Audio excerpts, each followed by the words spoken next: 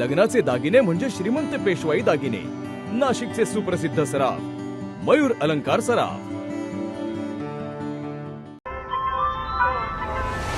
ताज्या बातम्यांसाठी नाशिक न्यूजच्या YouTube चॅनलला सबस्क्राईब करा आणि बेल आयकॉनला प्रेस करा.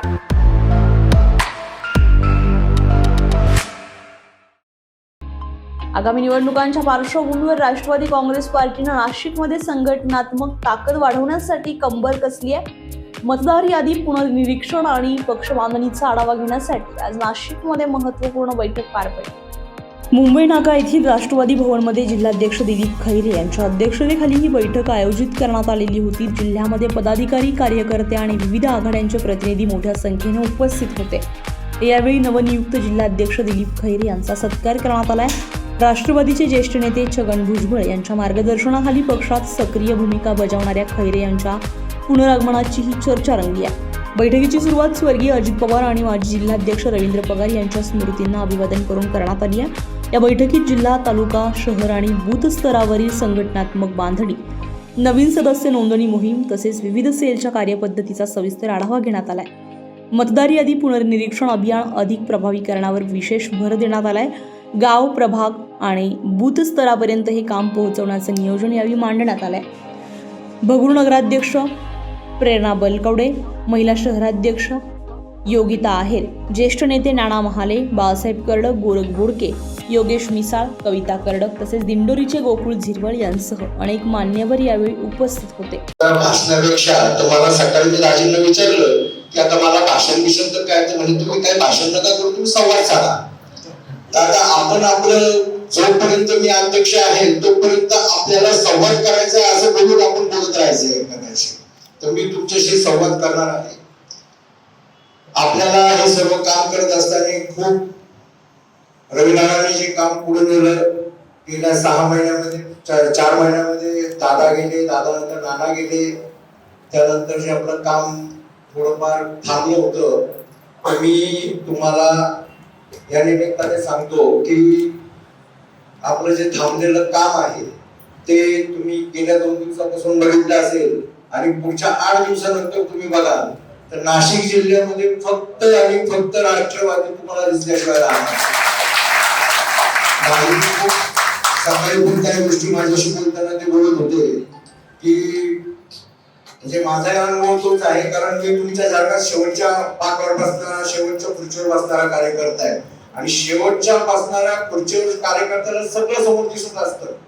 म्हणजे राजेंनी सांगितलं आमदार झाला, तो महामंडळाचा झाला, सगळं झालं.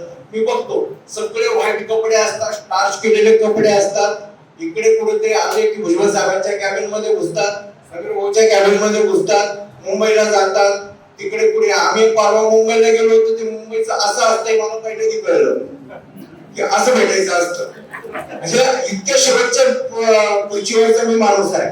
त्यामुळं त्या खुर्चीवर बसून काय भावना असतात, काय वेदना असतात, काय वाटत असतं हे मला चांगलं माहिती आहे. त्यामुळे तुम्ही यापुढे तुमचे वरिष्ठांचे डोळे म्हणून मी तिथून तुमच्या भावना समजून घेईल आणि त्यांच्यापर्यंत पोहोचवेल. 100% हे माझं नेहमीच म्हणणं झालं. जेव्हा मी चर्चा करतो कार्यकर्त्यांशी किंवा मित्रांशी किंवा आमच्या राजकारण या विषयाशी, तेव्हा मला नेहमी हे कळत असतं की तो फक्त मुंबईला जाणारा माणूस फक्त आमदार म्हणून जातो, मुंबईला जाणारा माणूस कुठेतरी महामंडळावर बसतो. आपलं काय? तर मी तुम्हाला शब्द देतो की शेवटच्या बेंचच्या म्हणजे खुर्चीवरच्या कार्यकर्त्याचा सुद्धा विचार होईल आणि त्याच्या सुद्धा भावना मी समजून घेईन आणि त्या तुमच्या भावना 100% वरिष्ठापर्यंत त्या पोहोचतील. जिल्ह्यातील सर्व तालुकाध्यक्ष, शहराध्यक्ष आणि पदाधिकारी मोठ्या संख्येने उपस्थित राहत आगामी जिल्हा परिषद आणि स्थानिक स्वराज्य संस्थांच्या निवडणुकांसाठी पक्षाला पुनर्वैभव मिळवून देण्याचा निर्धार यावेळी व्यक्त करण्यात आलाय. की ज्या पद्धतीचं काम तुम्ही करताय, परंतु गेले 27 वर्ष आम्ही एकमेकांचं काम बघितलंय आणि मग हे काय राष्ट्रवादी काँग्रेसचं दुसऱ्या तिसऱ्या फळीतलं किंवा आम्हाला तुम्ही चौथ्या फळीतलं समजा, परंतु हे जे काही राजकारण आहे नाशिक जिल्ह्यातलं, हे सगळे आमदार असतील, खासदार असतील, परंतु संघटनेचं जे राजकारण आहे हे काही 2-3 लोकांभोवतीच कायम फिरत राहिलेले. त्याच्यामध्ये दिलीप अण्णा, रवीनाना आणि माझ्यासारखे काही थोडेसे कार्यकर्ते. हे सांगण्याचं कारण असं आहे की तिथे कुठल्याही प्रकारचा भेदभाव ताई हा न करता राष्ट्रवादी काँग्रेस पक्षाचा कार्यकर्ता हा आपल्या कुटुंबातला सदस्य आहे आणि राष्ट्रवादी काँग्रेस पक्षाचं कुटुंब वाढलं पाहिजे अशा प्रकारची भावना ठेवून त्या ठिकाणी दिलीपांनी आजपर्यंत काम केलेलं आहे. पुढच्या काळात सुद्धा अशाच प्रकारचं काम त्यांच्या हातून नक्कीच घडणार आहे आणि त्याच्यासाठी आपल्या सगळ्या नेत्यांचं पाठबळ आहे. परंतु तुमची आमची जबाबदारी आहे की हे काम करत असताना आपण चांगलं काम दिलीपांच्या हातून जर घडायचं असेल तर तुमची माझी जबाबदारी आहे की त्यांच्या पाठीमागे आपण चांगली ताकद उभी केली पाहिजे आणि ती ताकद उभी करत असताना राष्ट्रवादी काँग्रेस पक्ष हा तसा जिल्ह्यातला आजही 1 नंबरचा पक्ष आहे. कारण सगळ्यात जास्त आमदार निवडून देणारा राष्ट्रवादी काँग्रेस पक्ष आहे.